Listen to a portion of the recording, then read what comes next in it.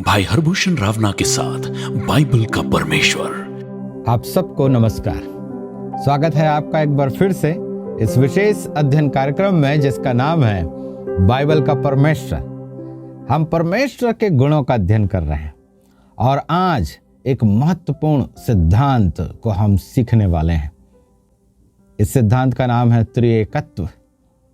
Bible में जो परमेश्वर है वह अपना प्रकटीकरण करते हुए हमें बताता है कि वह त्रिएक परमेश्वर है। त्रिएकत्व शब्द बाइबल में नहीं पाया जाता, परंतु बाइबल के परमेश्वर को समझने के लिए यह शब्द बहुत महत्वपूर्ण है। परमेश्वर ने अपने आप को प्रकट किया है और जैसा मैंने पहले ही आपको बताया था, परमेश्वर को पूरी रीति से समझना असंभव है। हम उसे उतना ही जान सकते हैं जितना उसने अपने आप को प्रकट किया है, और परमेश्वर को पूरी रीति से जानना बिल्कुल भी संभव नहीं है। त्रिएकत्व का सिद्धांत वह सिद्धांत है जो हमें रोमांचित करता है और हम उसको दंडवत करने के लिए प्रेरित हो उठते हैं। परमेश्वर तो अद्भुत है, सही में तुझको नहीं समझा जा सकता। कई लोगों के लिए त्रिएकत्व को ना समझ पाना अविश्वास को पैदा करता है कि अरे ये कैसे संभव है, त्रिएक परमेश्वर, यह सिद्धांत हमको समझ में नहीं आता। परंतु मेरे लिए त्रिएकत्व का सिद्धांत रोमांचित होने का विषय है। मेरा परमेश्वर अद्भुत है, इसे नहीं समझा जा सकता है। किसी भी मानवीय उदाहरण से और किसी भी दूसरी परिस्थिति से इस सिद्धांत को नहीं समझाया जा सकता है। हम केवल उतना ही जान सकते हैं जितना उसने अपने वचन में बताया है। तो हम यही काम करने वाले हैं। जितना परमेश्वर ने त्रिएकत्व के बारे में अपने वचन में बताया है, उसमें से कुछ बातों को हम सीखेंगे। ऐसा करने में परमेश्वर हमारी मदद और सहायता करे। बड़े प्रार्थना पूर्वक मैं यहाँ पर आपके सम्मुख बैठा हूँ, क्योंकि यह मेरे समझ से परे एक विषय है, परंतु यह महत्वपूर्ण विषय है।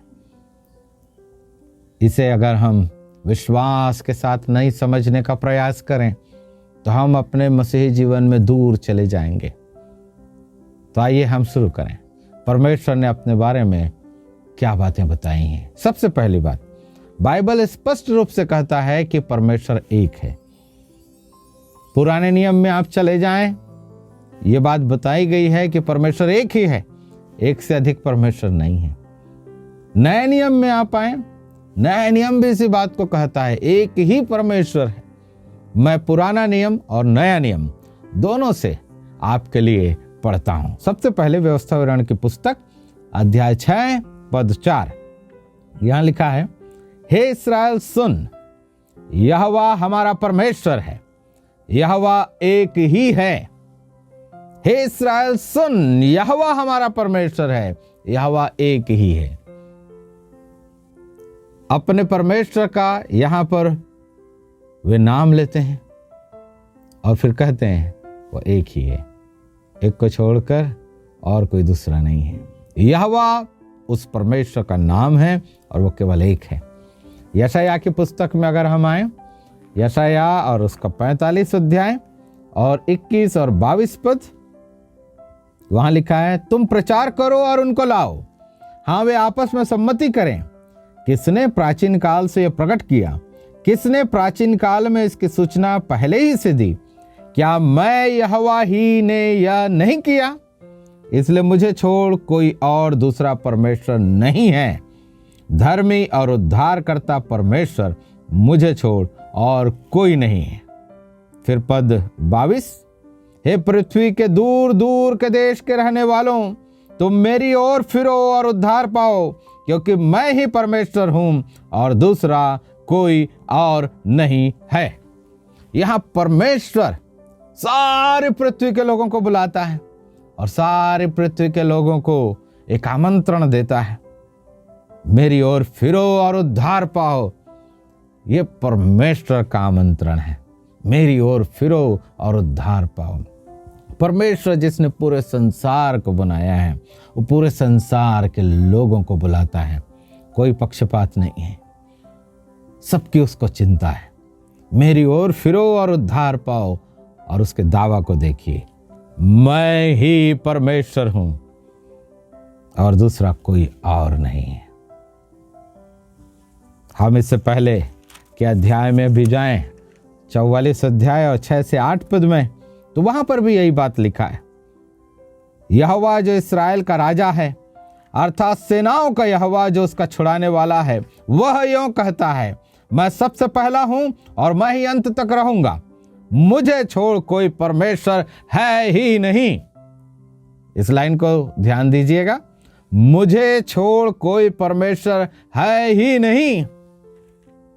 पूरी स्पष्टता से परमेश्वर कहता है, मुझे छोड़ कोई परमेश्वर है ही नहीं।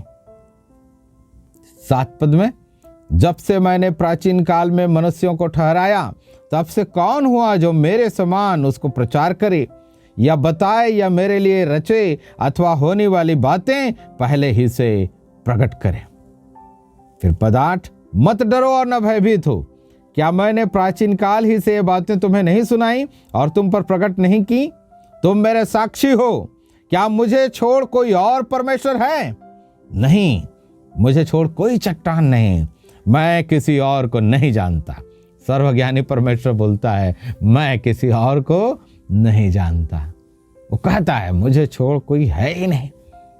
तो पुराने नियम में और भी बहुत सारे रेफरेंस हैं जो इस बात को बतलाते हैं कि परमेश्वर केवल एक है। व्यवस्था विवरण 4 अध्याय उसका 35 पद, 32 अध्याय उसका 39 पद, 1 शमूएल 2 अध्याय उसका 2 पद और 1 राजा 8 का 60 पद। ये सारे रेफरेंस भी पुराने नियम में ये बतलाते हैं कि एक ही परमेश्वर है।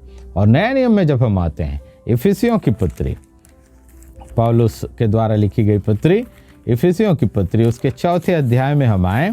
इफिसियों की पत्री अध्याय 4 और हम पढ़ें उसके पद 6 को। पद 6, और सबका एक ही परमेश्वर और पिता है, जो सबके ऊपर और सबके मध्य में और सब में है। बड़ा स्पष्ट दावा है, सबका एक ही परमेश्वर और पिता है, एक से ज्यादा नहीं, एक ही परमेश्वर और पिता है। फिर 1 कुरिन्थी 8 के 6 में भी हम आए, पौलुस ने ही उस बात को लिखा है। 1 कुरिन्थियों की पत्री 8वां अध्याय और 6वीं आयत, और पहली लाइन कुछ इस प्रकार से है, तो भी हमारे लिए तो एक ही परमेश्वर है, एक ही परमेश्वर है। तो पुराने नियम की बात करें, नए नियम की बात करें, आप बार बार देखेंगे दावा है, एक ही परमेश्वर है। 1 तीमुथियुस की पत्री 2 अध्याय और उसके 5 पद को भी मैं पढ़ लूं आपके लिए। वहां लिखा है, क्योंकि परमेश्वर एक ही है। तो स्पष्ट है बाइबल, परमेश्वर एक ही है, एक से ज्यादा परमेश्वर नहीं है। पुराना नियम, नया नियम, दोनों इसी बात की शिक्षा देता है, एक ही परमेश्वर है और उसी एक परमेश्वर का हम प्रचार करते हैं, एक से अधिक नहीं। उस एक परमेश्वर ने अपने आप को प्रकट किया है, परंतु और भी बातें उसने प्रकट की है अपने बारे में, और उसे हम अगले एपिसोड में देखेंगे। परमेश्वर ऐसा करने में हमारी सहायता करे। मोक्ष राग YouTube चैनल पर लाइक करें, सब्सक्राइब करें और शेयर करने न भूलें।